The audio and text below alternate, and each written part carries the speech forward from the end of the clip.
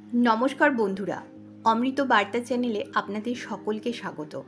আজ আমি নতুন একটি কাহিনী আপনাদের সাথে ভাগ করে নেব। ধন্বন্তরীর ইন্দ্রত্ব লাভ। তবে কাহিনীটি শুরু করার আগে আপনাদের সকলের কাছে আমার আবেদন, আপনারা চ্যানেলে নতুন এলে চ্যানেলটিকে অবশ্যই সাবস্ক্রাইব করবেন এবং ভিডিওটি ভালো লাগলে অবশ্যই লাইক দেবেন। গঙ্গার উত্তর তটে এক পুণ্যদায়ক তীর্থ আছে, যেখানে শঙ্কর ও বিষ্ণু একত্রে বিরাজ করেন। এই তীর্থ গড়ে উঠেছে রাজা আয়ুর পুত্র মহারাজ ধন্বন্তরীকে কেন্দ্র করে। ধন্বন্তরী রাজারূপে কেবল প্রজার বৎসল ছিলেন না, তিনি যজ্ঞপ্রিয়ও ছিলেন। অশ্বমেধ যজ্ঞ করার পর আরও বিশেষ যজ্ঞ ও নানা পুণ্যজনক দানের মাধ্যমে পুণ্য অর্জন করেছিলেন। কিন্তু রাজার শেষ জীবনে সংসার অসার এই অনুভূতি লাভ করে বৈরাগ্যবান হলেন। বৈরাগ্যবান লাভ করলে কে আর সংসারে বাস করতে চায়? রাজাও সমস্ত রাজ্য ধনসম্পদ ত্যাগ করলেন। তিনি তাই রাজ্য ত্যাগ করে গঙ্গাসাগরের সঙ্গমে গিয়ে তপস্যায় মগ্ন হলেন। এই সময় তম নামে এক অসুর তাকে তপস্যারত অবস্থায় দেখতে পেলেন। এই অসুর ছিলেন ভয়ঙ্কর। রাজা ধন্বন্তরী যখন রাজ্য চালনা করতেন, তখন তিনি এই তম অসুরকে দমন করেন। তাই তম ধন্বন্তরীর ভয়ে সমুদ্রের তলদেশে প্রবেশ করে।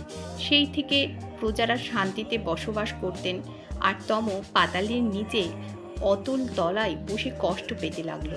একদিন সমুদ্রের জল থেকে উপরে উঠে মুখটি তুলে জগতের দিকে তাকাতেই দেখল রাজা ধন্বন্তরীকে, যার ভয়ে সে সমুদ্রের মধ্যে অতি দুঃখে দিন অতিবাহিত করছে। ধন্বন্তরীকে দেখা মাত্রই তম রাক্ষসের মধ্যে প্রতিশোধ স্পৃহা জ্বলে উঠল। মনে পড়ে গেল, এই রাজা অসীম বলশালী ছিলেন, যিনি আমাকে একটুও শান্তি দেননি। এখন সহায় সম্বলহীন হয়ে তপস্যায় আসন পেতেছেন। প্রতিশোধ নেবার এটাই সময়। কিন্তু কিভাবে প্রতিশোধ নেব? একে বধ করা যাবে না, তপস্বীকে বধ করা মহাপাপ। তাহলে কি করা যায়? রাজা ধন্বন্তরীর প্রতি প্রতিশোধ স্পৃহায় তম ব্যাকুল হয়ে উঠল। দুষ্ট রাক্ষস ঠিক করল, তখন রাজা তপস্বী হয়েছেন, তাকে ভ্রষ্ট করলেই ঠিক শাস্তি দেওয়া হবে। আমি একে তপভ্রষ্ট করব। কঠিন ও নিষ্ঠুর সিদ্ধান্ত নিয়ে তম অসুর সুন্দরী নারীর মূর্তি ধারণ করল। তারপর সহাস্য বদনে মায়ার জালে নিজেকে মেলে ধরে রাজার কাছে উপস্থিত হল। নারী কণ্ঠে গীতধ্বনি ও নুপুরের কিঙ্কিনি শুনে রাজা তপস্যার আসনে বসে চোখ মেলে চাইলেন। নির্জন সাগর সঙ্গমে সমুদ্রের ঢেউয়ের তটভূমিতে আছড়ে পড়ার শব্দ আর ঝাউ গাছের সনসন ধ্বনি ছাড়া আর কোনো শব্দ আসার কথা নয়। সেখানে নারীর উপস্থিতি কি করে সম্ভব? বিস্মিত রাজা চোখ মেলে তাকিয়ে দেখলেন, সত্যি এক সুন্দরী নারী কাছে দাঁড়িয়ে। তার সমস্ত অঙ্গে দিব্য প্রভা ছড়িয়ে পড়েছে। রাজা ভাবলেন, কোনো বিপদী নারীকে এই নির্জন স্থানে নিয়ে এসেছে।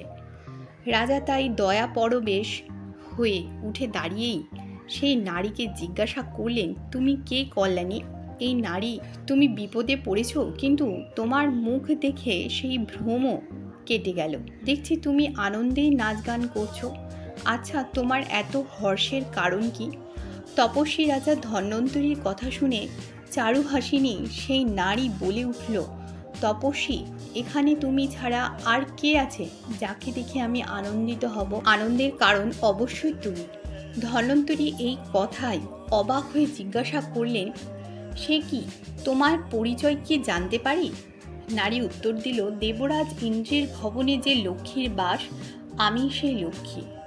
রাজন, সমস্ত বিষয় থেকে তুমি মনকে সরিয়ে এনেছো দেখে আমি আনন্দিত। তাই আমি তোমার সম্মুখে এসেছি। স্বয়ং ইন্দ্র, আলোয়ের লক্ষ্মী, তার কাছে উপস্থিত জেনে রাজা এত আনন্দ পেলেন যে তপস্যার কঠোরতা ভুলে গেলেন। সেই নারীর সঙ্গে দিন অতিবাহিত করতে লাগলেন। রাজাকে তপস্যা ভ্রষ্ট করে যখন দৈত্যতম অন্তর্ধান করল, তখন রাজার সদ্বিদ ফিরল। তিনি অশ্রু ভারাক্রান্ত চিত্তে ব্যাকুল হয়ে বিলাপ করতে লাগলেন। তার দুঃখে ব্রহ্মার চিত্ত বিগলিত হলো। তিনি রাজার কাছে উপস্থিত হয়ে বললেন, রাজা, তোমার শত্রুতম রাক্ষস তোমাকে তপভ্রষ্ট করেছে, তুমি কষ্ট পেও না। আজ থেকে তুমি দেবরাজের পদ লাভ করবে, আর তোমার এই তপস্যা ক্ষেত্রে একসঙ্গে বিষ্ণু ও শিব অধিষ্ঠিত থাকবে চিরকাল। সেই থেকে রাজা ধন্বন্তরী দেবরাজ ইন্দ্র হয়ে স্বর্গরাজ্য শাসন করতে লাগলো।